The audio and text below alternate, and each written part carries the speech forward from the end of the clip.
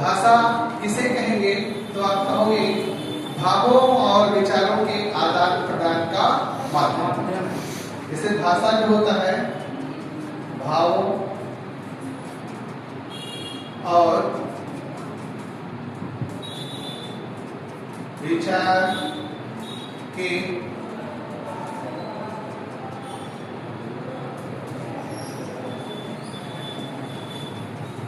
प्रदान का एक माध्यम है।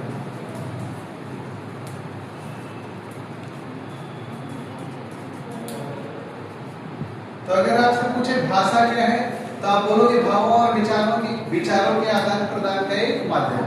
जैसे भाषा के ही माध्यम से हम अपने विचार प्रकट कर सकते हैं और आपके विचार को मैं समझ सकता हूँ, ग्रहण कर सकता हूँ। तो भाषा दो तरीके का होता है, एक होता है अभिव्यक्तात्मक और एक होता है क्रियात्मक।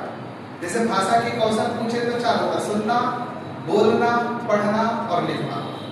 इसमें दो अभिव्यक्तात्मक होते हैं। अभिव्यक्त मतलब अपने विचार को प्रकट करना। जैसे मैं बोल रहा हूँ, अपने विचार को प्रकट कर रहा हूँ। अगर मैंने बोर्ड पे कुछ लिखा है तो मैंने अपने विचार को प्रकट किया। तो बोलना और लिखना जो होता है ये दोनों अभिव्यक्तात्मक हो जाता है। लिखना और पढ़ना, जैसे आप लिख रहे हो कोई चीज देख के और या कोई चीज लिखा हुआ पढ़ रहे हो तो वो ग्रहणात्मक हो जाता है। तो भाषा के चार आयाम सुनना, बोलना, पढ़ना और लिखना हो जाएगा। इसमें दो अभिव्यक्तात्मक होता है और दो ग्रहणात्मक होता है। बोलना और लिखना अभिव्यक्तात्मक हो जाएगा, पढ़ना और सुनना क्या हो जाएगा? ग्रहणात्मक। जैसे मैं कोई बात बोल रहा हूँ, आप सुन रहे हो तो मेरे विचारों को आप ग्रहित कर रहे हो, या लिखा हुआ आप पढ़ रहे हो तो आप ग्रहित कर रहे हो। तो भाषा के दो प्रकार हो जाएंगे, कौन कौन? अभिव्यक्तात्मक और ग्रहणात्मक हो जाएगा। अभिव्यक्तात्मक अपने अपने विचार को प्रकट किया जाता है बोल के और लिख कर, और ग्रहणात्मक में सुनकर और पढ़कर ग्रहण किया जाता है। तो ये जो भाषा था ये इसका आज हम लोग विकास क्रम पढ़ेंगे। अगर देखा जाए भाषा का विकास क्रम, अगर देखा जाए विकास क्रम, तो जो भाषा का विकास क्रम है सबसे पहले होता है संस्कृत होता है। क्या होता है? संस्कृत। अब ये संस्कृत के बाद जब हम लोग देखते हैं इसके बाद होता है पाली होता है, और पाली के बाद जब बात करेंगे तो प्राकृत होता है, और प्राकृत के बाद अपभ्रंश होता है। क्या होता है? अपभ्रंश होता है, और अपभ्रंश के बाद जो इसी अपभ्रंश को अवहट्ट कहते हैं। क्या कहते हैं? अवहट्ट कहते हैं। और इसके बाद जो हो जाता है हिंदी हो जाता है। तो अगर आपसे पूछे, जैसे अगर पूछे भाषा का विकास क्रम क्या है तो सबसे पहले संस्कृत है, फिर पाली है, फिर प्राकृत है, प्राकृत के बाद अपभ्रंश हो जाता है। अपभ्रंश को ही अवहट्ट कहते हैं। क्या कहते हैं? अवहट्ट कह देंगे, और ये जो है हिंदी हो जाएगा। तो जैसे हम लोग देखते हैं ये जो संस्कृत था ये सबसे प्राचीन भाषा माना जाता है। अगर देखा जाए, अगर आपसे पूछे सबसे प्राचीन भाषा कौन सी है तो आप क्या बताओगे? संस्कृत है। अब जो संस्कृत है इसका समय जो होता है वो 1500 ईसा पूर्व से 1500 ईसा पूर्व से लेके वो 500 ईसा पूर्व तक का होता है।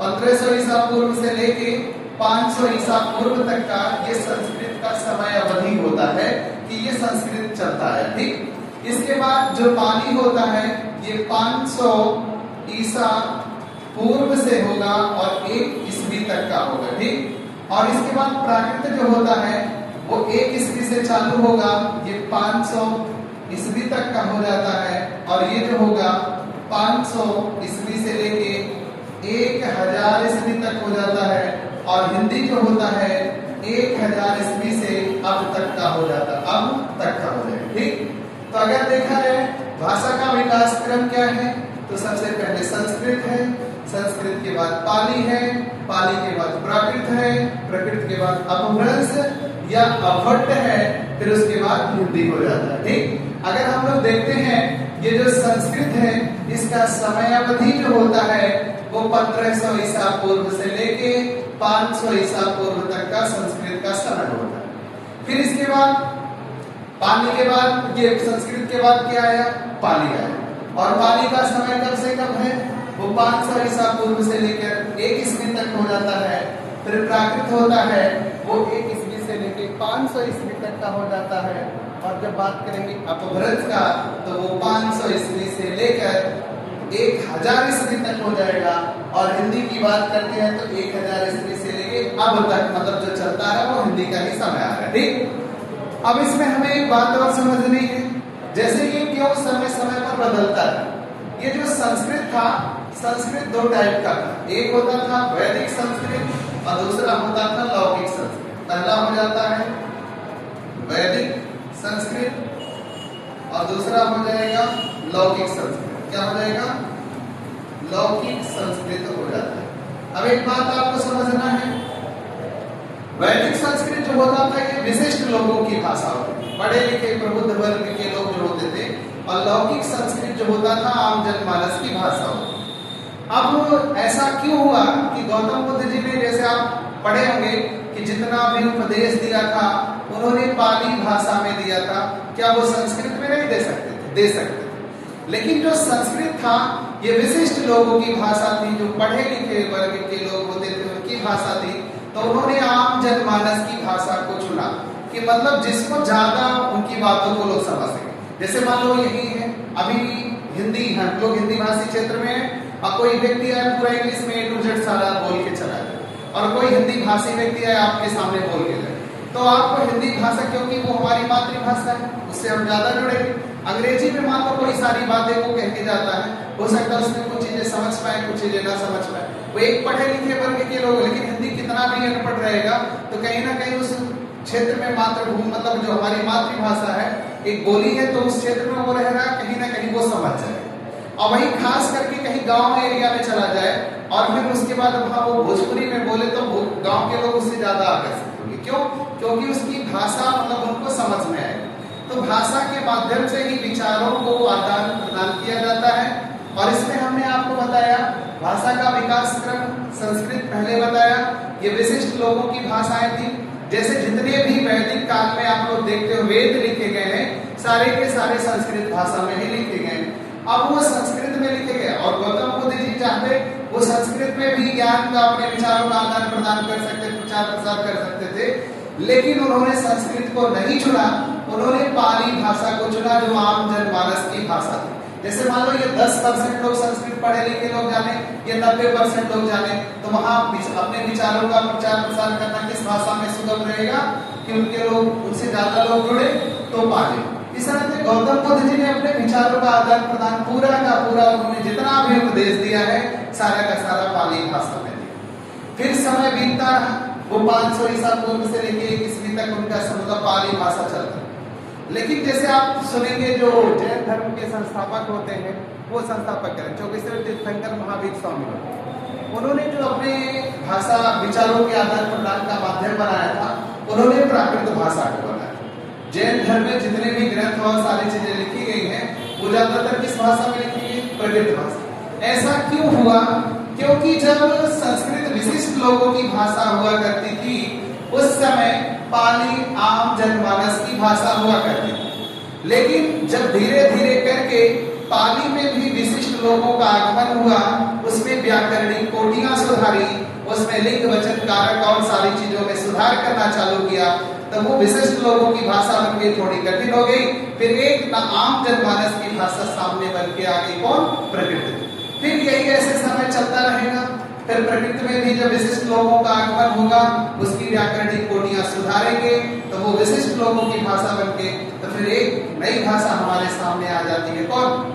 अपभ्रंश या अवर्ण आ जाती है। फिर इसमें भी ऐसे समय तक चलता रहेगा, 2, 4, 500 सालों तक। फिर इसमें भी होगा, फिर हिंदी आ गई, और हिंदी का विकास जो हुआ वो 1000 ईस्वी के बाद हुआ। जो आज हम लोग हिंदी पढ़ रहे हैं, हिंदी का विकास जो है 1000 ईस्वी के बाद हुआ। इसके पहले हिंदी का कोई अस्तित्व नहीं।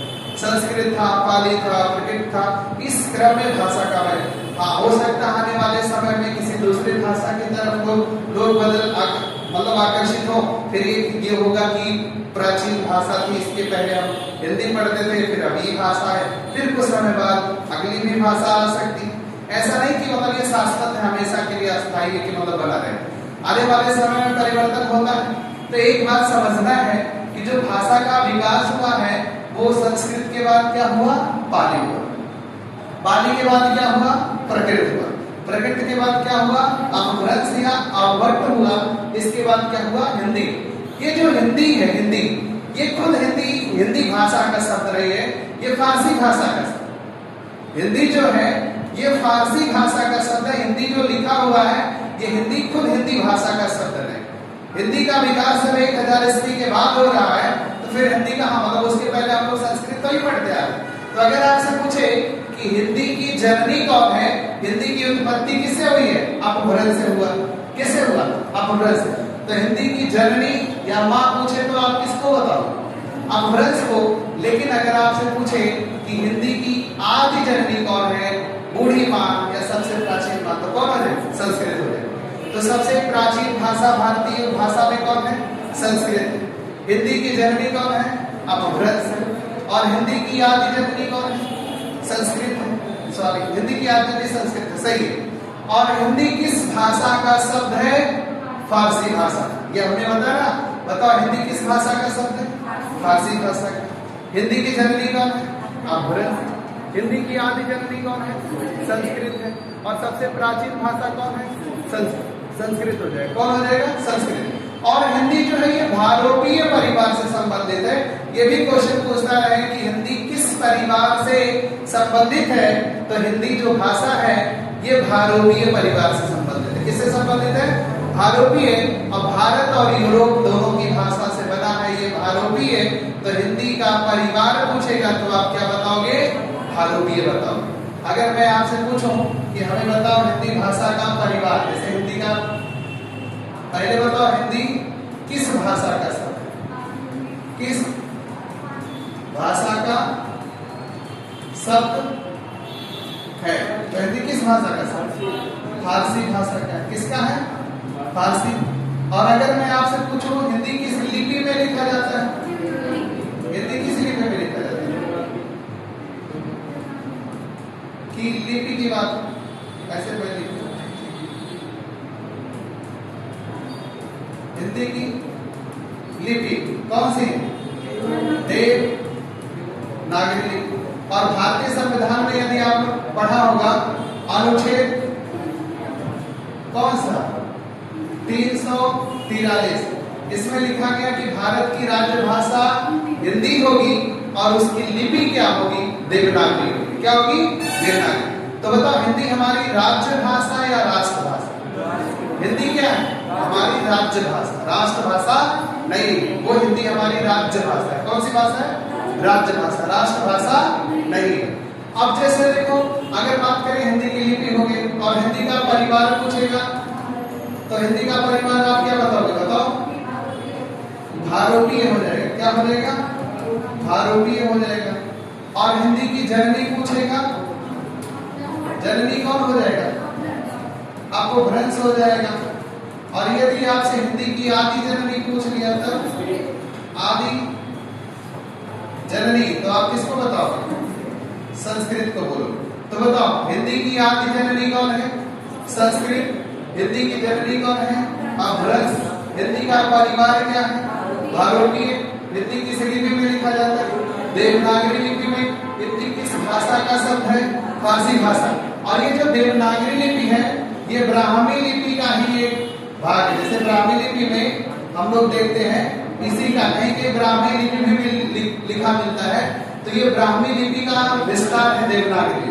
कहीं कहीं आपको ब्राह्मी लिपि भी मिल जाएगा। ठीक है। जैसे पंजाबी जो लिखा जाता है वो किसी लिपि में लिखा जाता है? गुरमुखी लिपि। किसमें लिखा जाता है? गुरमुखी। जो अंग्रेजी होता है वो रोमन लिपि। अंग्रेजी किस लिपि का? रोमन लिपि का। पंजाबी किस लिपि में? पंजाबी किस लिपि में? गुरमुखी लिपि में। और हिंदी किस लिपि में? देवनागरी लिपि। और ये हमें बताया जो देवनागरी लिपि है वो ब्राह्मी लिपि का ही एक प्रकार है। ब्राह्मी लिपि का एक प्रकार है कौन? देवनागरी। तो कहीं कहीं आपको ब्राह्मी लिपि भी मिल सकता है। तो बताओ हिंदी किस लिपि में लिखते हो? देवनागरी। और किस अनुच्छेद में लिखा गया कि भारत की राज्य भाषा हिंदी होगी और लिपि देवनागरी होगी?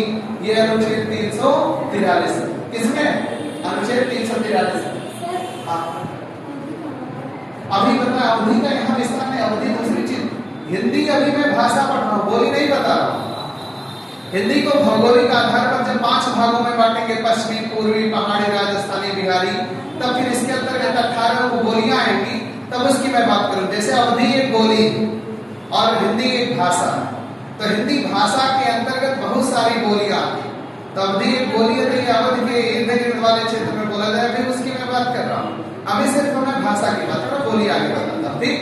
अब जैसे देखो, आप हमें बताओ हिंदी किस भाषा का शब्द है? फारसी। हिंदी की लिपि क्या है? देवनागरी। और परिवार क्या है? आरोपीय। हिंदी की जननी कौन है? अपभ्रंश। और हिंदी की आदि जननी कौन है? संस्कृत। अगर पूछे भारतीय भाषा में सबसे प्राचीन भाषा कौन है, तो संस्कृत। कौन है? संस्कृत। यदि आपसे भाषा का विकास क्रम पूछे, मैं आपके सामने 4 ऑप्शन दे रहा हूं, बताओ कौन सही होगा। जैसे हमने कह दिया संस्कृत, कह दिया प्राकृत, कह दिया पाली, कह दिया और हिंदी कह दिया। मान लो हमने आपसे कह दिया संस्कृत, कह दिया हिंदी, कह दिया पाली, कह दिया और प्राकृत कह दिया। हमने प्राकृत कह दिया, पाली कह दिया और अपभ्रंश कह दिया और हिंदी कह दिया। या हमने आपसे कह दिया पाली कह दिया और पाली के बाद प्राकृत कह दिया, अपभ्रंश कह दिया और हिंदी कह दिया। ये 4 ऑप्शन है, ए, बी, सी और डी। इसमें भाषा का विकास क्रम कौन सही है? कोई जरूरी नहीं कि सब उस क्रम से दिया है, वो आगे भी छोड़ सकता, 2 भी छोड़ सकता, कहीं से भी, लेकिन क्रम जो है वो अपने सही क्रम होना चाहिए। तो कौन सा हो जाएगा? डी वाला। तो जैसे देखो संस्कृत प्राकृत दे दिया, पाली है तो पहला गलत हो गया। संस्कृत के बाद पाली फिर प्राकृत होना चाहिए था। दूसरा दिया संस्कृत दे दिया, हिंदी दे दिया, ये तो और ज्यादा गलत कर दिया। यहाँ देखो प्राकृत पाली दे दिया है, तो पहले पाली फिर प्राकृत होता है, ये भी गलत है। फिर पाली है, प्राकृत है, अपभ्रंश है और हिंदी। तो ये क्वेश्चन बहुत बार पूछा जा चुका है कि भाषा का विकास क्रम क्या है। तो आपको याद होना चाहिए संस्कृत, पाली, प्राकृत, अपभ्रंश और हिंदी होता है। ये चीजें कंफर्म हुई। तो भाषा का विकास क्रम आप क्या बताओगे? संस्कृत, पाली, प्राकृत, अपभ्रंश और हिंदी। अपभ्रंश को ही अवहट्ट कहते हैं। क्या कहते हैं? अवहट्ट। और हमने आपको समय अवधि भी बता दिया है। कभी कभी आपसे समय भी पूछ सकता है, जैसे आपसे समय भी पूछ लेगा कि आप समय बताओ। तो जो संस्कृत का समय होता है, याद रखिएगा 1500 ईसा पूर्व से लेके 500 ईसा पूर्व तक का समय होता है। 1500 ईसा पूर्व से लेके कहां तक का? 500 ईसा पूर्व तक का होता है।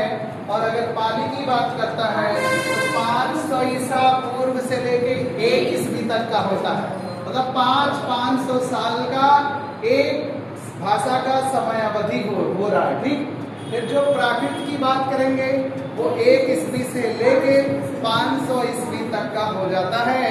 और फिर अपभ्रंश की बात करेंगे 500 ईस्वी से लेके 1000 ईस्वी तक हो जाएगा। और हिंदी की बात करेंगे 1000 ईस्वी से लेके अब तक का हो जाता है। अब जैसे देखो जो संस्कृत है उसका समय अवधि हम लोगों ने 1000 साल पढ़ लिया। क्यों? क्योंकि वो 1500 ईसा पूर्व से लेके 500 ईसा पूर्व तक हो रहा है। तो उसमें 2 बना, एक वैदिक संस्कृत और दूसरा लौकिक संस्कृत। तो वैदिक संस्कृत का समय अवधि वो 1500 ईसा पूर्व से लेके 1000 ईसा पूर्व तक का होता है। और लौकिक संस्कृत जो होता है वो 500 ईसा पूर्व से लेके 1 ईस्वी तक का हो जाता है। तो ये सब समय अवधि भी बाय द वे आपसे पूछे तो आप ये बताइएगा, ठीक। अब यही देखो, यदि हम बात करते हैं जो हिंदी है इसको भौगोलिक आधार पे कितने भागों में बांटा गया है? हिंदी भाषा को भौगोलिक आधार पर 5 भागों में। जैसे अगर अभी मैं हिंदी की ना बात करके अपभ्रंश की बात करता हूं,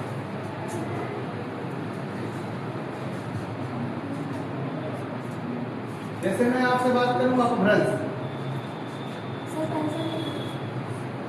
जैसे अगर हमने बात किया अपभ्रंश, तो अपभ्रंश को ऐसे कितने भागों में बांटा गया? 6। जैसे पहला हो गया सौर श्रेणी हो गया, सौर श्रेणी। और सौर श्रेणी के अंतर्गत जब बात करते हैं तो पश्चिमी हिंदी हो जाता है, राजस्थानी हो जाता है, राजस्थानी हो जाता है और गुजराती हो जाता है, गुजराती हो जाएगा। ठीक, ये सौर श्रेणी हुआ। अगर हम दूसरे की बात करते हैं, अर्ध मागधी, जो अर्ध मागधी होता है इसमें पूर्वी हिंदी हो जाता है। कौन सा? पूर्वी हिंदी हो जाएगा। और इसके बाद अगर हमने बात किया ब्राचड़ की बात किया तो ब्राचड़ में जो होता है पंजाबी और सिंधी हो जाता है, पंजाबी और सिंधी हो जाता है। और अगर हम बात करें खस की, जो खस होता है, खस में पहाड़ी होता है। कौन होता है? पहाड़ी हो जाता है। और अगर हमने बात किया मागधी, मगही होता है। एक हो गया सौर श्रेणी अर्ध मागधी, एक मागधी हो गया, मागधी हो गया। और एक कौन बचा है? महाराष्ट्री बचा है, महाराष्ट्री जो होता है। तो मागधी में होता है बिहारी, उड़िया, असमिया, असमिया और बंगाली। बिहारी, उड़िया, असमिया और बंगाली हो जाएगा। और जो महाराष्ट्री होता है इसमें मराठी हो जाएगा। कौन सा हो जाएगा? मराठी हो जाएगा। अब अगर आपसे बात करें कि हमें बताओ हिंदी जो ये सौर श्रेणी है, सौर श्रेणी को हम कितने भागों में बांटते हैं? तो जो सौर श्रेणी है इसको 6 भागों में बांटा। सॉरी, हमें अपभ्रंश बोला था, हमने सौर श्रेणी को। अगर हमने आपसे पूछा कि हमें बताओ अपभ्रंश को कितने भागों में बांटा गया है, तो अपभ्रंश को 6 भागों में बांटा गया है। सौर श्रेणी है, अर्धमागधी है, ब्राचड़ है, खस है और उसके बाद खस के बाद मागधी है और महाराष्ट्री है। अब अगर हम बात करते हैं ये जो लिखा है सौर श्रेणी, तो जो सौर श्रेणी है इसमें जो आता है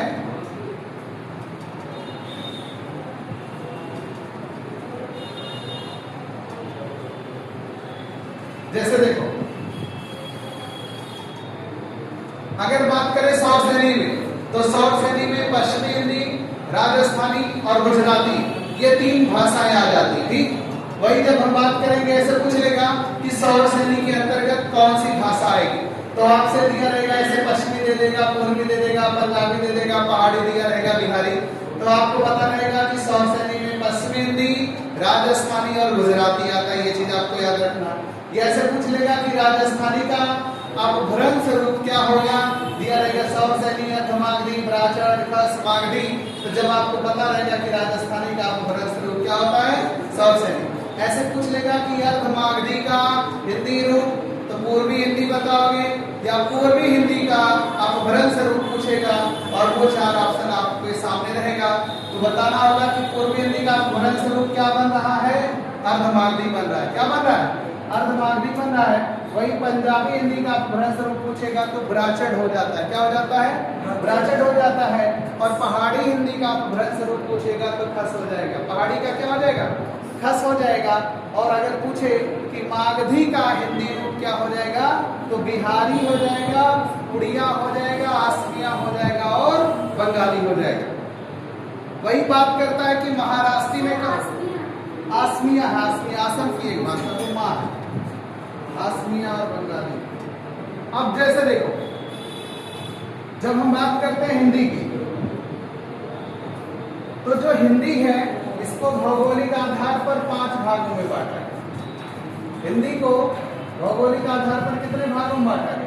5। जैसे अगर हमने आपसे कह दिया, एक कह दिया पश्चिमी हिंदी, पश्चिमी हो जाएगा, एक हो जाएगा पूर्वी हो जाएगा, एक हो जाएगा पहाड़ी हो जाएगा, एक हो जाएगा राजस्थानी हो जाएगा और एक हो जाएगा बिहारी हो जाएगा, बिहारी। तो हिंदी को भौगोलिक आधार पर कितने भागों में बांटा गया है? हिंदी को भौगोलिक आधार पर 5 भागों में बांटा गया है। कितने भागों में बांटा गया है? 5 भागों में बांटा गया है। पश्चिमी हिंदी, पूर्वी हिंदी, पहाड़ी हिंदी, राजस्थानी हिंदी, बिहारी हिंदी हो जाता है। ठीक, अब एक चीज आपको ये समझना है, यही समझने के बाद जो ये 5 भागों में बांटा गया है, इसके अंतर्गत 18 उपबोलियां आती। कितनी आती हैं? 18। ये जो पश्चिमी हिंदी है इसमें 5 होता है, पूर्वी में 3 होता है, पहाड़ी में 3 होता है, राजस्थानी में 4 होता है और बिहारी में 3 होता है। तो अगर देखा जाए ये हिंदी को भौगोलिक आधार पर 5 भागों में बांटा गया। कितने भागों में? 5। या पूछ लेगा हिंदी की कितनी उपभाषाएं हैं, तो 5। पश्चिमी, पूर्वी, पहाड़ी, राजस्थानी और बिहारी हो जाएगा। लेकिन जो पश्चिमी हिंदी है, जो पश्चिमी हिंदी है, इसके अंतर्गत कौन कौन सी बोलियां आ रही हैं? जैसे हम देख रहे हैं पश्चिमी में कौन कौन हो जाएगा, इसमें देखेंगे ब्रज हो जाएगा, बांगरू हो जाएगा, बुंदेली हो जाएगा, तौरवी हो जाएगा और कन्नौजी हो जाएगा। ब्रज, बांगरू, बुंदेली, तौरवी और कन्नौजी, ये जो होते हैं पांचों किधर बोले जाएंगे? पश्चिमी हिंदी। आपसे ऐसे पूछेगा निम्न में से कौन सा पश्चिमी हिंदी के अंतर्गत नहीं बोला जाएगा, तो इसका मतलब ये होगा 3 तो पश्चिमी हिंदी का होगा, 1 ही कोई दूसरा दिया रहेगा। समझ रहे हो? तो जैसे पूछ लेगा कि पश्चिमी हिंदी के अंतर्गत बोला जाएगा, तो 1 तो इधर का रहेगा, 3 दूसरे साइड का दिया रहेगा। तो अगर पूछे पश्चिमी हिंदी में कितनी उपबोलियां हैं? 5 है। कौन कौन है? ब्रज, बांगरू, बुंदेली, तौरवी और कन्नौजी हो जाता है। तो ब्रज, बांगरू, बुंदेली, तौरवी और कन्नौजी ये किधर हिंदी है? पश्चिमी हिंदी है, हो जाएगा। कौन हो जाएगा? पश्चिमी। अब जब पूर्वी हिंदी की बात करते हैं तो पूर्वी हिंदी में 3 होता है, अवधी, बघेली और छत्तीसगढ़ी होता है। अवधी, बघेली, छत्तीसगढ़ी हो जाता है। तो अवधी, बघेली, छत्तीसगढ़ी। पहाड़ी में जो होता है नेपाली, गढ़वाली और कुमायूनी हो जाता है। और अगर हम बात करें राजस्थानी में 4 होता है, मारवाड़ी, मेवाती, मालवी और जयपुरी हो जाएगा।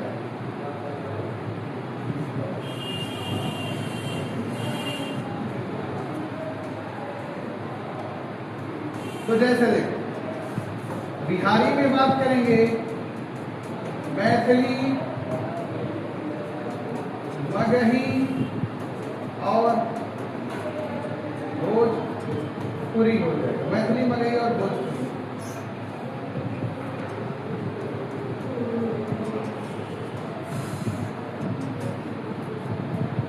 अब जैसे देखो अगर आपसे पूछे हिंदी भाषा को भौगोलिक आधार पर कितने भागों में बांटा गया है, तो हिंदी भाषा को भौगोलिक आधार पर 5 भागों में बांटा गया। कितने?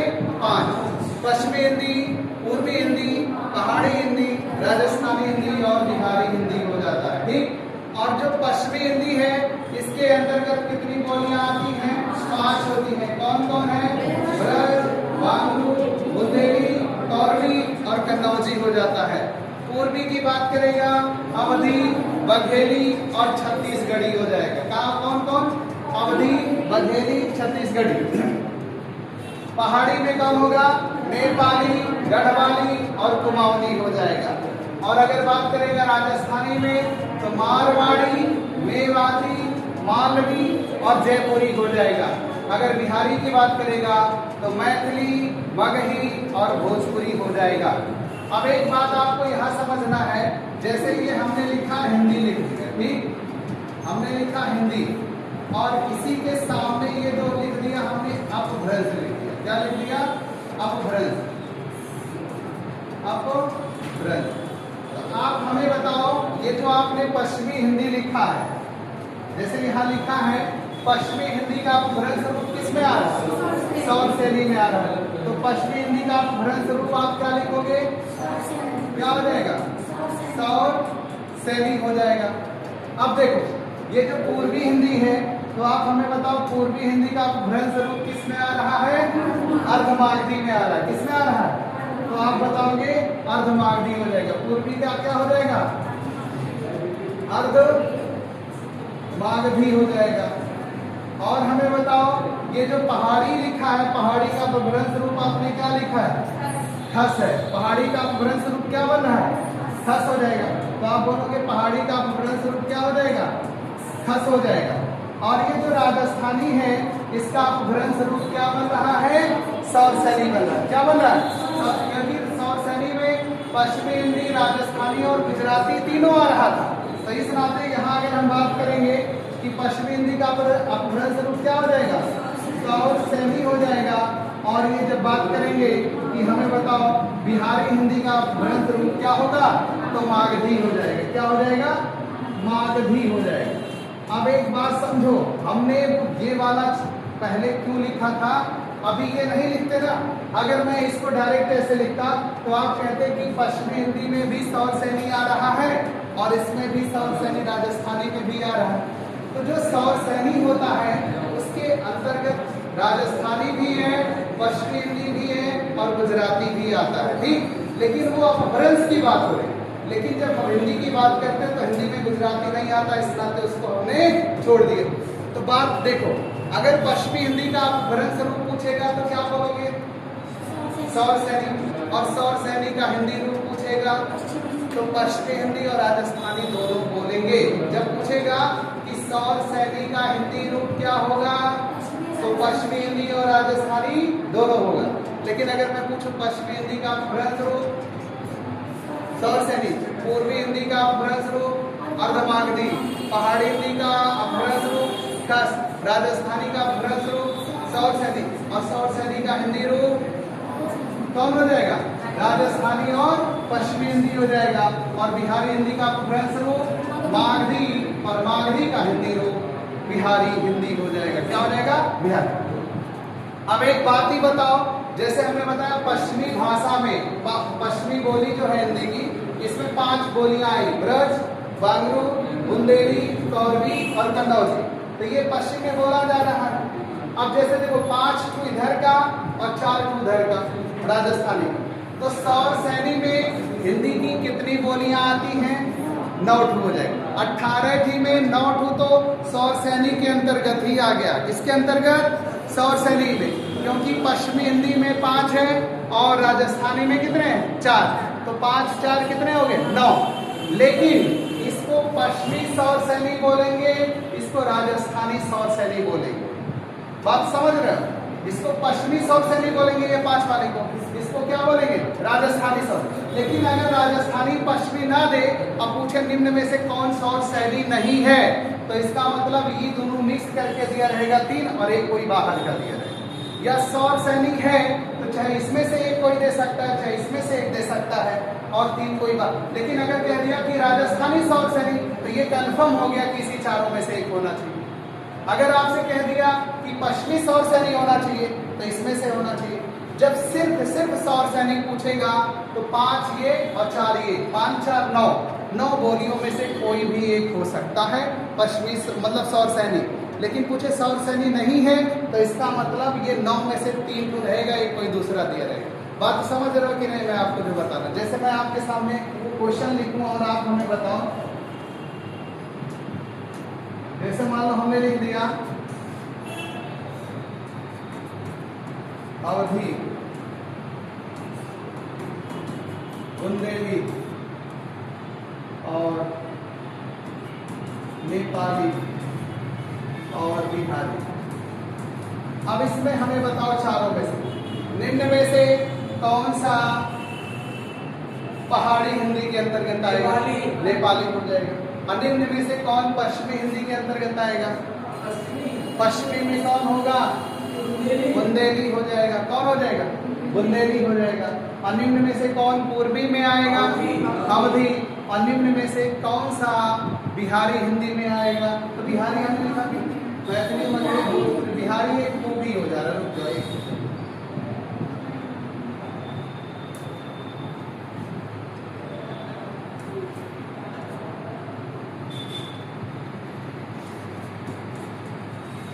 मान लो हमने मगही। निम्न में से कौन बिहारी हिंदी में आएगा? मगही। निम्न में पूर्वी हिंदी में कौन आएगा? अर्धमागधी। पश्चिमी में कौन आएगा? बुंदेली। और अगर मैंने पूछा पहाड़ी में कौन आएगा?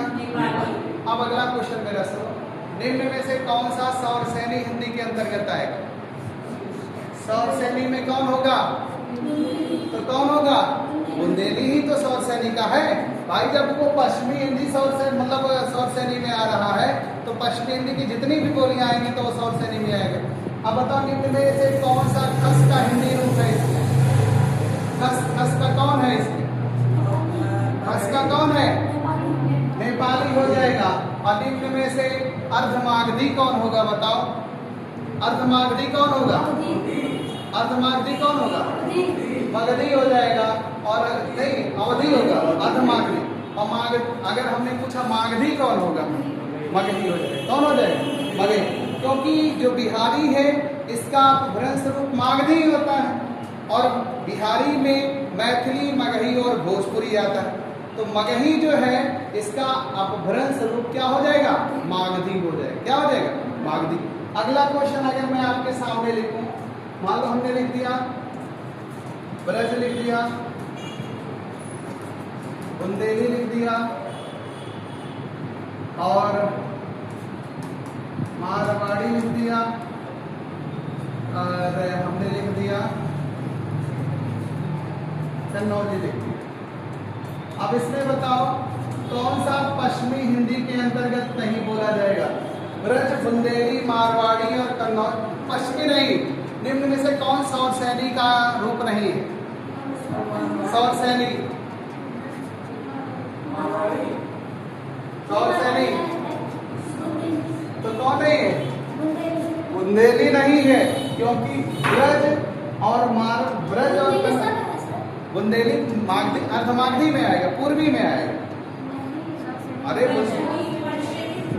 ब्रज बांगू तो नहीं, बुंदेली लिखेगा। हमें रुक जाओ, एक सेकंड, बघेली लिखना था हमने, बुंदेली बघेली। जैसे ब्रज, बघेली और मारवाड़ी और कन्नौजी 4 ऑप्शन लिखा है। अब मैं पूछूं निम्न में से कौन सा सौर सैनी के अंतर्गत नहीं आ रहा है? तो कौन नहीं आ रहा? बघेली। और या मैं पूछूं निम्न में से कौन सा अर्धमागधी के अंतर्गत आ रहा है? तो कौन हो जाएगा? बघेली। अगर मैं पूछूं निम्न में से कौन सा पूर्वी हिंदी का है? तो कौन हो जाएगा? बघेली हो जाएगा। और निम्न में से कौन सा राजस्थानी है? तो मारवाड़ी। कौन हो जाएगा? मारवाड़ी हो जाएगा। और निम्न में से कौन सा है ऐसा भाषा जो आगरा, मथुरा के साइड में बोला जाएगा? ब्रज हो जाएगा। और कौन ऐसा जो कन्नौज के क्षेत्र में बोला जाएगा? कन्नौजी हो जाएगा। तो एक बात सुनो, जैसे ये पूछा कि निम्न में से कौन सा मतलब सौर सैनी में नहीं आएगा तो आपने बताया बघेली। अर्धमागधी में आएगा तो बघेली। अगर हमने पूछा कि पूर्वी हिंदी में आएगा तो बघेली आपने उत्तर दिया था। किसका दिया? अच्छा बताओ निम्न में से कौन सा राजस्थानी सौर सैनी? तो मारवाड़ी हो जाएगा। कौन हो जाएगा? मारवाड़ी हो जाएगा। ठीक। अगला क्वेश्चन हमें बताओ, मान लो हमने लिख दिया बुंदेली, बघेली,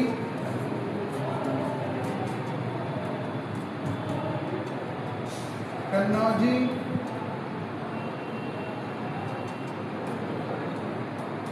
बांगू। हमने लिखा बुंदेली, बघेली, कन्नौजी और बांगू। निम्न में से कौन सा सौर सैनी का हिंदी रूप नहीं है? कौन नहीं? सौर सैनी का रूप नहीं, बघेली नहीं। जैसे देखो हमने पूछा हिंदी का रूप नहीं है, पश्चिमी हिंदी का, तो पश्चिमी में ब्रज, बांगू, बुंदेली, कौरवी, कन्नौजी, यही पास तो आता है। तो ये बघेली किस में आ रहा है?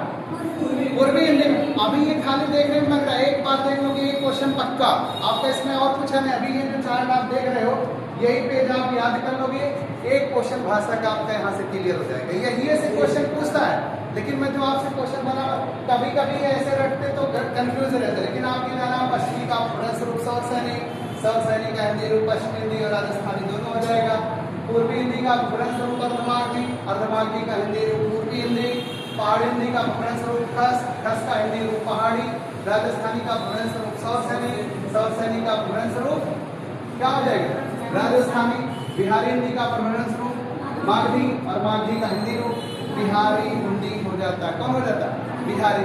और बिहारी में कितनी बोलियां आती हैं? 3। कौन कौन? मैथिली, मगही और भोजपुरी हो जाता है। अब इसको अगर आप रटना नहीं चाह रहे हो तो एक बात समझो, जैसे देखो ये लिखा मैथिली, तो मिथिला कहाँ है? बिहार में। मगध कहाँ है? बिहार में। और भोजपुरी वास्तविक रूप से कहाँ है? बिहार के एरिया, बिहार क्षेत्र में ज्यादातर भोजपुरी बोला जाता है। अब देखो राजस्थानी की बात करें तो मारवाड़ी, मेवाती, मालवी और जयपुरी। तो मारवाड़ जैसे मेवात एक जिला है और जयपुरी तो राजस्थान की जयपुर की राजधानी है, तो मारवाड़ी, मेवाती, मालवी और जयपुरी। तो ऐसे माँ से तीनों है, मारवाड़ी, मेवाती, मालवी, जयपुरी। ये कहाँ का है? राजस्थानी। अब देखो पहाड़ी हिंदी की बात करते हैं, तो जो पहाड़ी हिंदी है ये नेपाली, गढ़वाली और कुमाऊनी। तो नेपाल वास्तविक रूप से आप देख रहे हो पहाड़ी क्षेत्र में आ रहा है। ये नहीं कि पहाड़ी जो बोल रहे हैं ये नहीं कोई दूसरा भाषा है, एक हिंदी भाषा की बोली है। जैसे अगर मैं अवधी बोल रहा हूँ तब भी मैं हिंदी बोल रहा हूँ, अगर मैं ब्रज बोल रहा हूँ तब भी हिंदी बोल रहा हूँ। भाषा बोली में अंतर क्या, पहले ये समझ लीजिए। जो भाषा होता है एक विस्तृत क्षेत्र में बोला जाता है और बोली जो होता है एक सीमित क्षेत्र में बोला जाता है। जो भाषा होता है एक परिनिष्ठित भाषा होता है, उसकी व्याकरणिक कोटियाँ होती हैं, उसमें साहित्यिक रचनाएं होते हैं। जैसे आप अपने घर से 10-20 किलोमीटर उत्तर दक्षिण पूर्व पश्चिम चले जाइए तो आपको थोड़े थोड़े दूर पे बोली बदली लगेगी, लेकिन भाषा हिंदी ही रहेगी। जैसे मान लो कोई भोजपुरी बोला तब भी वो हिंदी ही भाषा बोल रहा है, अगर कोई अवधी बोल रहा है तब भी वो हिंदी बोल रहा है, अगर कोई ब्रज बोल रहा है तब भी वो हिंदी बोल रहा है। लेकिन कोई गुजराती बोल रहा है तो हिंदी नहीं बोल रहा है, कोई तेलुगु बोल रहा है तो वो हिंदी नहीं बोल रहा है। वो एक भाषा है गुजराती, तेलुगु, महाराष्ट्री, लेकिन हिंदी भाषा के अंतर्गत ये सब जो हम पढ़ रहे हैं बोलियां हैं। ये सब क्या है? बोलियां। तो भाषा जो होता है वो विस्तृत क्षेत्र में बोला जाता है और जो बोली होता है एक सीमित क्षेत्र में बोला जाता है। ठीक, जैसे आप खुद ऐसे समझो, आप अपने घर से 20 किलोमीटर उत्तर चले जाइए या पूरब चले जाइए तो कुछ लोग जैसे बोलते हैं कि उत्तरहिया बोली बोल रहे हैं, ऐसे बोलते हैं ना गाँव, या कहेंगे दक्षिणहिया बोली बोले या पूर्वहिया बोली बोले, ऐसे सुने होंगे आप लोग। या आप अपने रिश्तेदारी में कहीं गए, मामा या मौसी या बुआ या कहीं गए, तो हो सकता है वो बोलते हैं कि मतलब ये पूरब की भाषा बोल रहे हैं। या आप वहाँ से कोई आपके घर आता तो ये कहते हैं पश्चिम की भाषा बोल रहे हैं, या आपके घर से वो पूरब में रहते होंगे तो बोलेंगे ये पूरब की भाषा है। भाषा नहीं, बोली बोलते हैं, बोली बोलेंगे। क्या बोलेंगे? बोली। तो जो भाषा होता है वो विस्तृत क्षेत्र में बोला जाता है और बोली जो होता है एक सीमित क्षेत्र में बोला जाता है। भाषा के लिए एक व्याकरणिक कोटियाँ होती हैं, उसमें साहित्यिक रचनाएं होती हैं, और जो बोलियां होती हैं एक सीमित क्षेत्र में बोली जाती हैं। बोलियां थोड़ी थोड़ी दूर पर बदल भी जाती हैं। ठीक, तो हिंदी क्या है? भाषा है या बोली है? हिंदी भाषा है। तो हिंदी को भौगोलिक आधार पर हम कितने भागों में बांट रहे हैं? 5। कौन कौन? पश्चिमी, पूर्वी, पहाड़ी, राजस्थानी और बिहारी। कितनी उपबोलियां आ रही हैं? 18। कितनी आ रही हैं? 18। अब बात करें कि पश्चिमी हिंदी में कौन कौन आ रहा है? तो ब्रज, भांगड़ू, बुंदेली, कारवी और कनौजी। पूर्वी में कौन आ रहा है? अवधी, बघेली और छत्तीसगढ़ी हो जाता है। और पहाड़ी में नेपाली, गढ़वाली और कुमाऊनी। अब जैसे देखो उत्तर प्रदेश था तो भौगोलिक आधार पर उत्तर प्रदेश में सबसे ज्यादा अगर देखा जाए तो उत्तर प्रदेश में हिंदी सबसे ज्यादा बोला जाता है। लेकिन भौगोलिक आधार पर जब उत्तर प्रदेश का विभाजन हुआ 9 नवंबर 2000 को उत्तराखंड बना था, तो जब उत्तराखंड बना तो ये भौगोलिक आधार पर वो पहाड़ी एरिया, तो उत्तराखंड में जो पहाड़ी एरिया थे, पहाड़ मतलब वो वहाँ कौन हो गया? गढ़वाली हो गया। और जो मैदानी भाग उत्तराखंड के क्षेत्र थे वहाँ क्या बोला जाता है? कुमाऊनी बोला जाता है। तो एक बात याद रखना, तो जो आप बात करोगे कि नेपाली, तो वैसे नेपाली की नहीं कि नेपाल की भाषा, नेपाल मतलब जो भारत के कुछ हिमालयन राज्य हैं वहाँ भी हिंदी बोला जाता है। और वो जो नेपाल से सटे हुए हैं वो नेपाली जो हम बोली बोल रहे हैं वो भी हिंदी का एक रूप हो जा रहा है। वैसे हम गढ़वाली की बात करते हैं तो उत्तराखंड में गढ़वाल एक जिला जो पहाड़ी एरिया होते हैं वो गढ़वाल एरिया होता है, वो गढ़वाली हिंदी हो गया। वही जो उत्तराखंड में मैदानी भाग है उसको हम कुमाऊं क्षेत्र कहते हैं, तो वहाँ कुमाऊनी हो जाता है। तो देखो अगर दिमाग में सेट करो कि गढ़वाली, नेपाली और कुमाऊनी ये तीनों कहाँ का हो जाएगा, पहाड़ी हिंदी हो जाएगा। अब देखो पूर्वी हिंदी की बात करते हैं तो अवधी, जो अवध के अगल बगल जैसे लखनऊ से लेके इधर वाले पूर्वांचल वाले एरिया जितने होते हैं वो कौन सी भाषा है, जैसे मालवा, प्रतापगढ़ कह दिया, मेठी कह दिया, सुल्तानपुर कह दिया, बस्ती कह दिया, फैजाबाद कह दिया, बहराइच कह दिया, ये सब कहाँ यहाँ कौन सी भाषा है बोले जाए, अवधी हो जाएगा। अब यही बात करते हैं बघेली, जैसे आप देखते हो उत्तर प्रदेश में बुंदेलखंड और बघेलखंड है। जो बुंदेलखंड वाला एरिया होता है उसमें 7 जिले चित्रकूट, बांदा, महोबा, हमीरपुर, झांसी, ललितपुर और जालौन ये वाले एरिया हो जाते हैं। और जब बघेलखंड की बात करते हैं सोनभद्र और मिर्जापुर हो जाते हैं। तो ये जो सोनभद्र, मिर्जापुर, प्रयागराज, सोनभद्र, मिर्जापुर, भदोही ये सब बनारस वाले एरिया, नीचे वाले जो एरिया होते हैं वहाँ कौन सी भाषाएं हो जाती है, बघेली हो जाता है। कौन सी भाषा, बघेली हो जाता है। और छत्तीसगढ़, तो छत्तीसगढ़ उत्तर प्रदेश से तो टच ही है, जैसे उत्तर प्रदेश का एक सोनभद्र जिला है जो छत्तीसगढ़ से टच होता है, छत्तीसगढ़ से एक ही जिला टच होता है ना, कौन, सोनभद्र। तो छत्तीसगढ़ी में जो छत्तीसगढ़ में बोला जाता है, छत्तीसगढ़ी भी एक हिंदी भाषा है, मतलब छत्तीसगढ़ी भी हिंदी का एक रूप है। जैसे वो एक बोली है लेकिन वो किसका रूप है, हिंदी का ही रूप है। किसका है, हिंदी का। तो जैसे देखो अब बात करते हैं पश्चिमी हिंदी में आएंगे, ब्रज, तो आगरा मथुरा एरिया वाला जो हो जाएगा ब्रज हो जाएगा पश्चिमी उत्तर प्रदेश में। बांगरू, जो बांगरू को हम लोग हरियाणवी भी कहते हैं, क्या कहते हैं, हरियाणवी। अब एक बात याद रखना, जो हरियाणा भी उत्तर प्रदेश से टच करता है, तो हरियाणवी जो एक बोली है वो भी हिंदी का एक रूप है। हरियाणवी जो एक बोली है वो भी किसका एक रूप है, हिंदी का एक रूप है। और जो बुंदेली होता है तो बुंदेलखंड अभी आपको हमने बताया है कि 7 जिले चित्रकूट, बांदा, महोबा, हमीरपुर, झांसी, ललितपुर और जालौन होते हैं। तो यहाँ जो होगा ये बुंदेली हो जाएगा।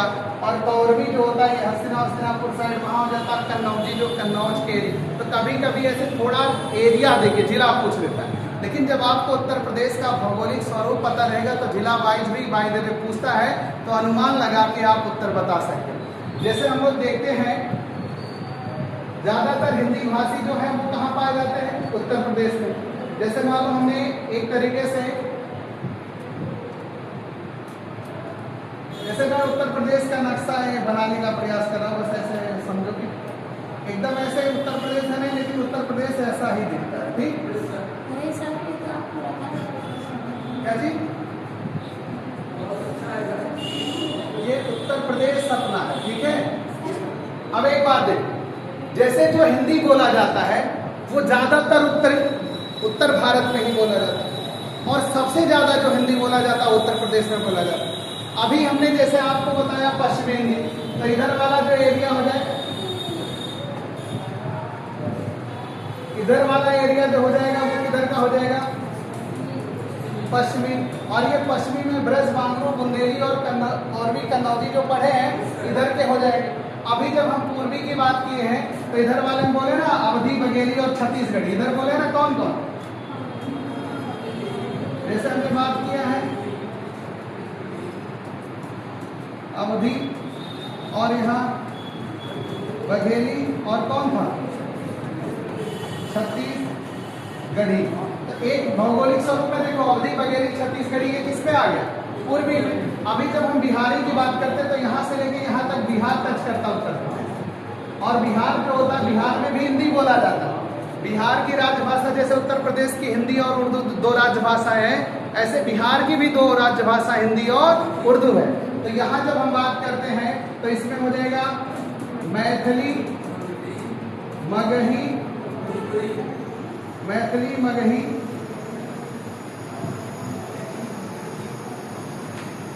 मगही और भोजपुरी। तो ये बताओ ये तीनों किधर का हो गया, बिहारी वाले में हो गया। और ये तीनों किसकी हो गई, पूर्वी हिंदी की हो गई। और इधर जब पश्चिमी में बात करते हैं ब्रज, बांगरू, जैसे कहते हैं ब्रज हो गया,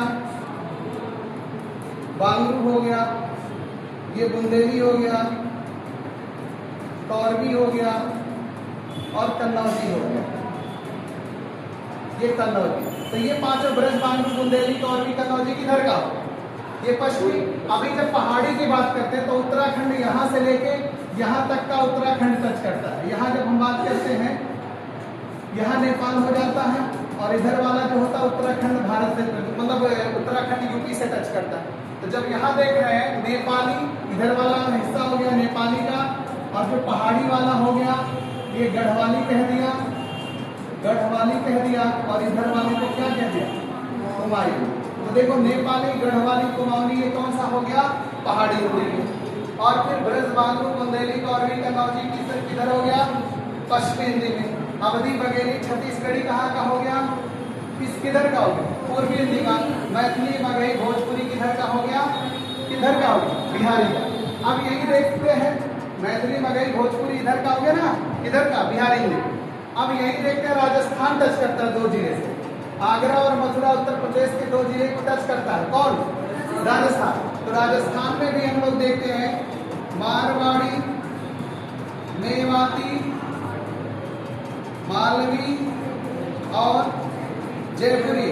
और जयपुरी को ढूढ़ाली भी कहते हैं। क्या कहते हैं, ढूढ़ाली। जयपुरी जो भाषा है, बोली है, इसको ढूढ़ाली भी कहते हैं।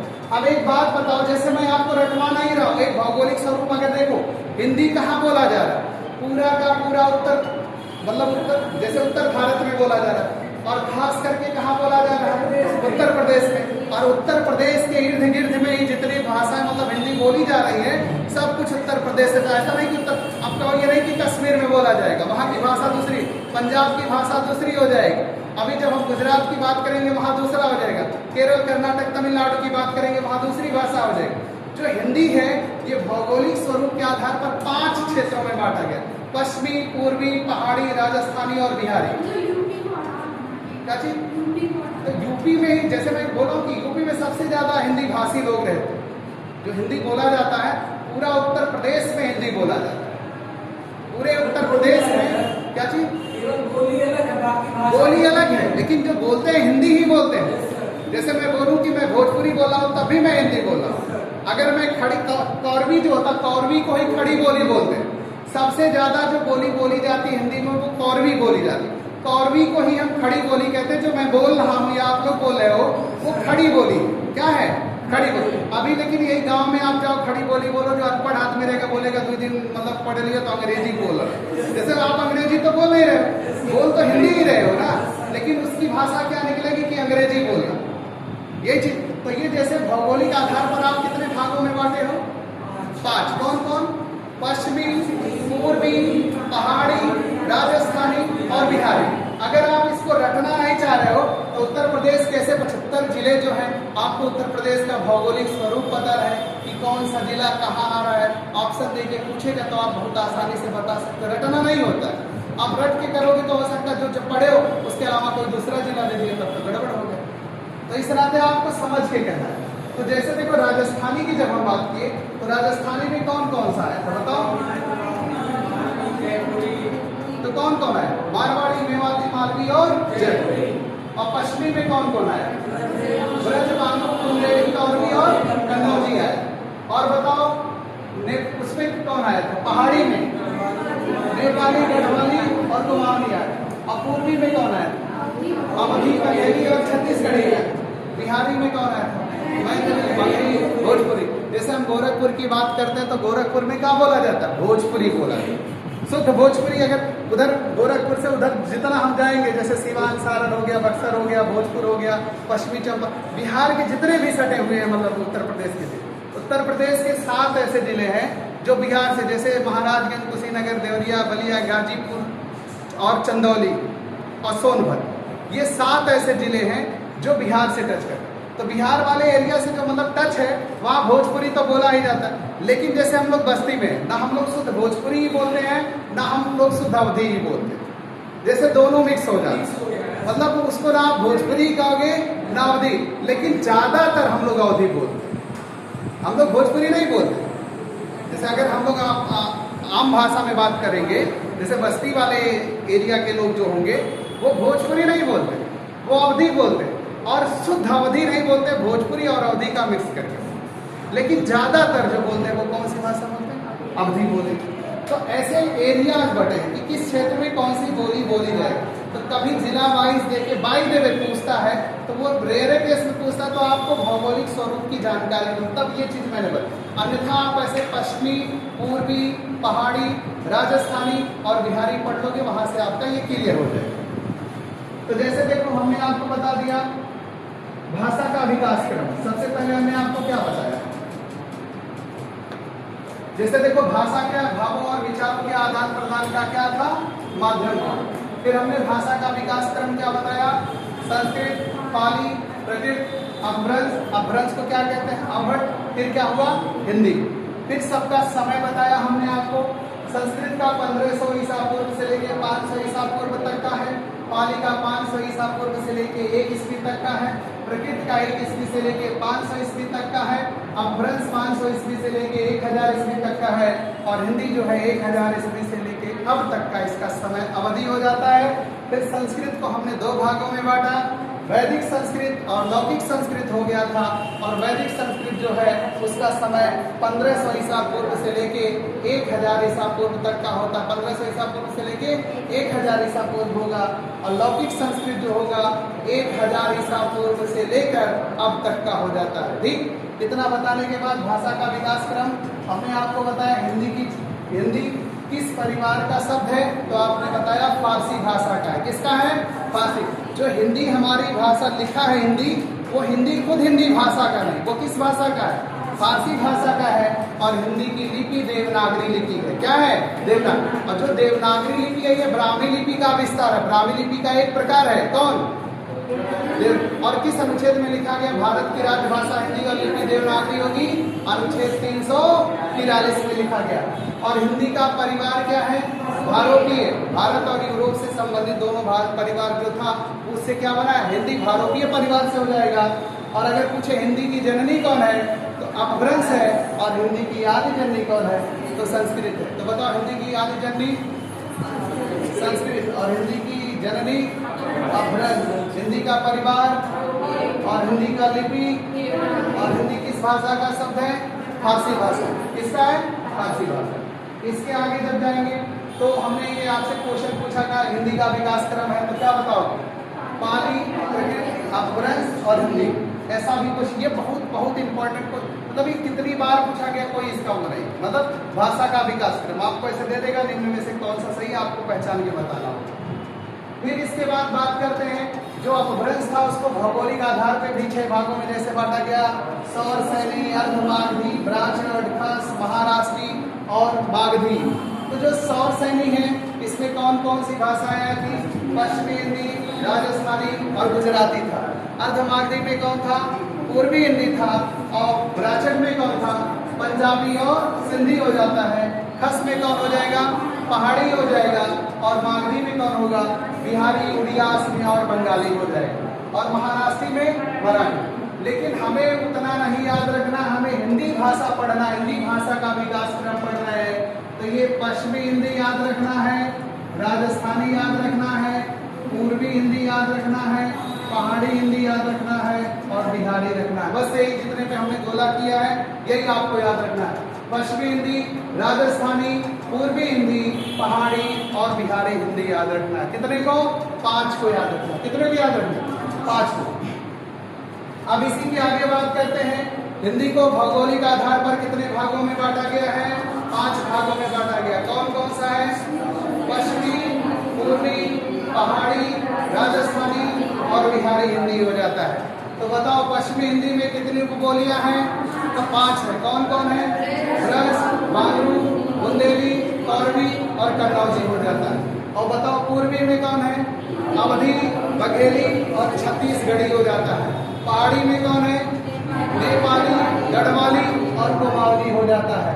और बताओ अगर हमने पूछा राजस्थानी में कौन है, मारवाड़ी, मेवाती, मालवी और जयपुरी है। और अगर मैंने बात किया बिहारी में कौन है, तो मैथिली, मगही और भोजपुरी हो जाता है। तो हिंदी में कितनी उपबोलियां हैं, 18। अब हिंदी को भौगोलिक आधार पर कितने भाग में बांटा है, 5। कितने भाग में, 5। और ये जो पश्चिमी हिंदी आप देख रहे हो, पश्चिमी हिंदी में कितनी बोलियां आई थी, कितनी आई थी, 5 आई थी। कौन कौन है, ब्रज, बांगरू, बुंदेली और भी कन्नौजी। अच्छा हमें बताओ पश्चिमी हिंदी का भ्रंश रूप क्या है? सौर सैनी। और सौर सैनी का हिंदी रूप क्या है? पश्चिमी और राजस्थानी दोनों बोलना है। हमने बोला है ना, दोनों बोलना है। अच्छा बताओ पूर्वी हिंदी का भ्रंश रूप अर्धमागधी। अर्धमागधी का हिंदी रूप पूर्वी हिंदी। पहाड़ी हिंदी का भ्रंश रूप खस। खस का हिंदी रूप पहाड़ी हिंदी। राजस्थानी का भ्रंश रूप सौर सैनी। सौर सैनी का हिंदी रूप राजस्थानी। और बिहारी हिंदी का भ्रंश रूप मागधी। और मागधी का हिंदी रूप बिहारी हिंदी हो जाता है। ये बातें समझ में आई? तो ये भाषा का विकास क्रम यदि आप समझ लेते हो तो यहाँ से हर एग्जाम में अगर जहाँ हिंदी है भाषा का क्वेश्चन पूछता है तो सिर्फ यही जो चार्ट आप देख रहे हो ये याद रहे, आपका एक क्वेश्चन पक्का रहता है। और कभी कभी दो दो क्वेश्चन पूछ ले वो अलग बात है, लेकिन एक क्वेश्चन फिक्स होता है। और आपको कुछ नहीं, बस ये इतना याद रखना। इसी नाते हमने दोनों एक साथ ले लिए, वो अलग होता वो अलग होता। इसी नाते हमने इसका सौर सैनी और हिंदी और भ्रंश रूप दोनों एक साथ में। ठीक, इसके बताने के बाद हमने आपको क्वेश्चन पूछा था, इसे भी बता दो निम्न में से कौन सा अर्धमागधी है? कौन हो जाएगा? अवधी। अब निम्न में से कौन सा पूर्वी हिंदी? अवधी। कौन हो जाएगा? अवधी। अच्छा बताओ निम्न में से कौन खस का हिंदी रूप है? ऐसे मैं बताओ नेपाली हो जाएगा। अगर मैं पूछूं पहाड़ी हिंदी का पहाड़ी हिंदी का रूप कौन है? नेपाली हो जाएगा। अच्छा बताओ निम्न में से कौन सा पश्चिमी हिंदी का रूप है? बुंदेली। और निम्न में से कौन सौर सैनी के अंतर्गत है? सौर सैनी। बुंदेली ही होगा भाई, सौर सैनी पूछ रहे हैं, वो तो पूछ रहे हैं।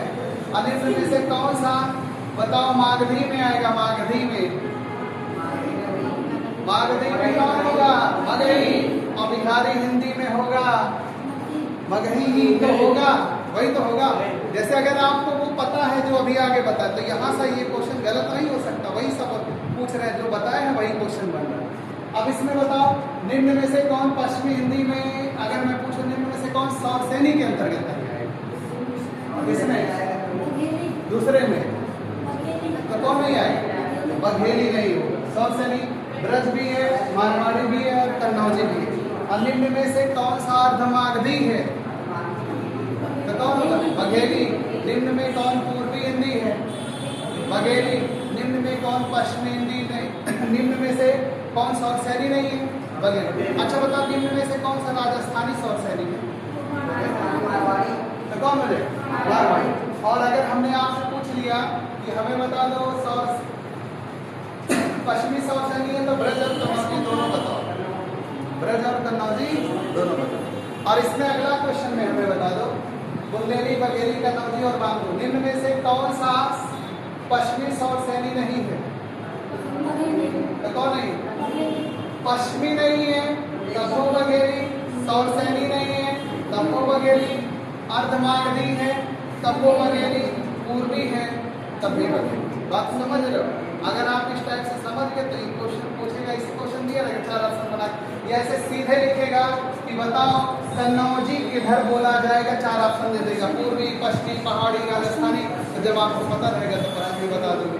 या पूछ लेगा कि मगही किधर बोला जाएगा, बिहारी, पश्चिमी, राजस्थानी और पूर्वी हिंदी। तो जब आपको पता रहेगा कि मगही किधर बोला जाएगा तो तुरंत बताओगे किधर हो जाएगा, बिहारी। किसी एक भाषा जैसे डायरेक्टली कैसे पूछ लिया, नेपाली किधर बोला जाएगा, 4 ऑप्शन दे दिया।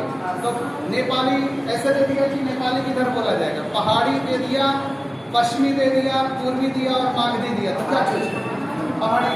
और इसी कन्नौजी को पूछ लिया पश्चिमी, पूर्वी, राजस्थानी, तब क्या सोच कन्नौजी किधर बोला जाए, पश्चिमी, पूर्वी, पहाड़ी। तो पश्चिमी डायरेक्ट लिख के पूछा तब बताना। और या ऐसे 4 भाषा लिख के जो क्वेश्चन पूछेगा वो बताना। ठीक, इसके बाद आगे हमने आपको क्या लिखा, अगर भौगोलिक आधार पर कभी पूछता है तो अगर भौगोलिक आधार पर पूछ रहा है तो पूछता है, अगर उसको टफ करना होता थोड़ा सा तो पूछ लेता। लेकिन ये कब आप सही कर पाओगे, जब उत्तर प्रदेश के सारे जिले आपको पता रहेगा और उत्तर प्रदेश से संबंधित ज्यादातर पूछता है। काहे कि उत्तर प्रदेश में ही आपको देखा जाए तो उत्तर प्रदेश का ही कोई एरिया है, मतलब हिंदी पूरा बोला जा रहा है। और इधर वाला पश्चिमी हो गया, इधर वाला पूर्वी हो गया, इधर वाला बिहारी हो गया, इधर वाला छत्तीसगढ़ी वाला एरिया हो गया, और ये जो राजस्थान से टच हो रहा राजस्थान वाला हो गया इधर, और ये पश्चिमी हिंदी के अंतर्गत जो आ गया, ये हो गया 5। तो पश्चिमी में ये 5 हो गया, ठीक। ये चारों राजस्थानी में आ गए, और ये तीनों पूर्वी में आ गए, और ये तीनों बिहारी में आ गए, और ये तीनों हो जाएगा पहाड़ी में। इसमें आ जाए पहाड़ी। तो ये चीज़ समझ में आ गया। तो यहाँ से आपका क्वेश्चन यदि आता है तो आप सॉल्व करिए, ठीक। और अगर हम लोग देखते हैं जो भारतीय संविधान है, इसकी अनुसूची 8वीं जो है, 8वीं अनुसूची, 8वीं अनुसूची में भाषा के बारे में लिखा है। जो भारतीय संविधान की 8वीं अनुसूची है उसमें क्या है? भाषा। तो जो हमारा मूल संविधान था उसमें 14 भाषाओं का उपबंध, वर्तमान समय में कितने हो गए? 22 हो गए। तो जो 15वां भाषा था, 15वां, अगर हम बात करते हैं 15वां जो होता है वो सिंधी होता है। कौन होता है? सिंधी। और ये 21वां संविधान संशोधन, 21वां संविधान संशोधन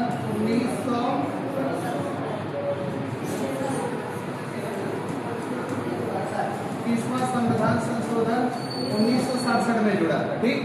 तो जो हमारा 15वां भाषा था वो कौन सा था? सिंधी।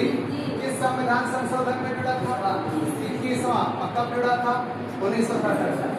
जो इसके बाद ये 15वां भाषा हो गया। 16वां भाषा, जैसे देखो इसके बाद 1 2 3, इसके बाद नेपाली, गढ़वाली और कुमायूनी, ये कब जुड़ा था? 71वां संविधान संशोधन, 71वां संविधान संशोधन 1992 में जुड़ा, ठीक। तो ये 14 था, अब एक 15 हो गया, 16 हो गया, 17, कितना हो गया? 14 एक 15 हुआ, 15 3 कितना हो गया? 18।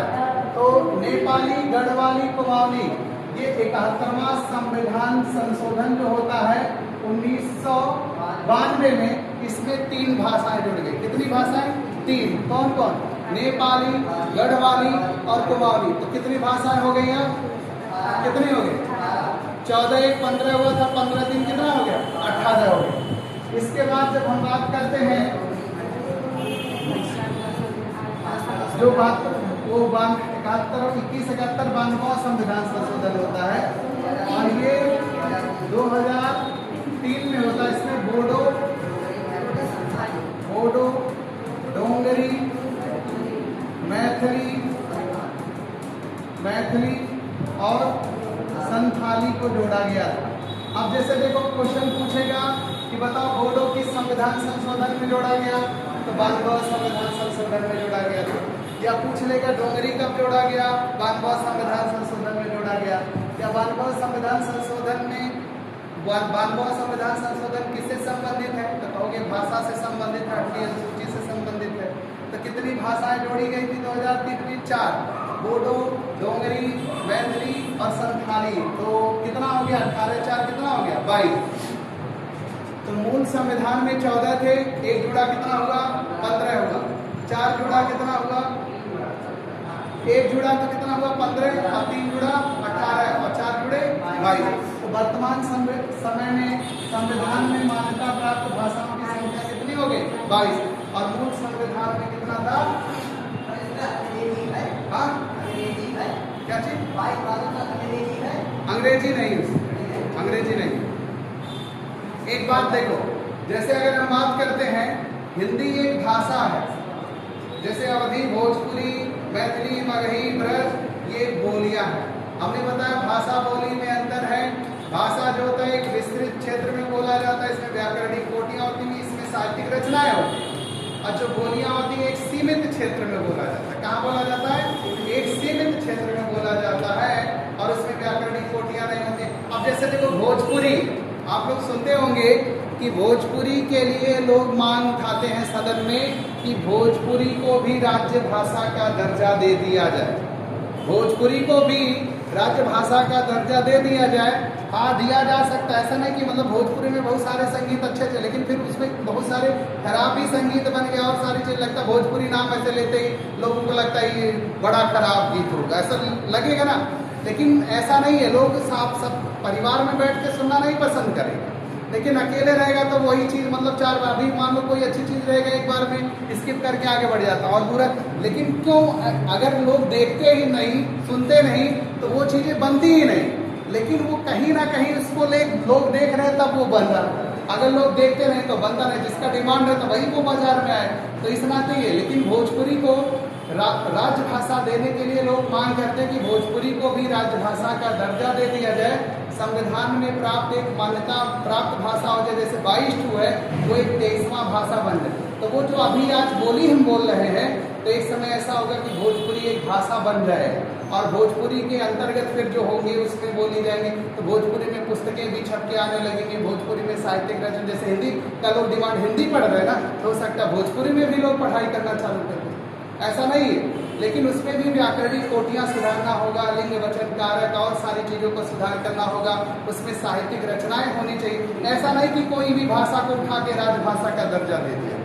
हिंदी एक, भोजपुरी एक बोली है और हिंदी हमारी एक क्या है, भाषा है। तो अगर आप इतना समझ गए तो इसके बाद फिर कल पढ़ते हैं भाषा का विकास चैप्टर हमारा कंप्लीट हुआ। अब अगला चैप्टर में होगा साहित्यिक विकास पढ़ेंगे। और हिंदी साहित्य को 4 युगों में बांटा गया। कितने युगों में बांटा गया? 4 युग।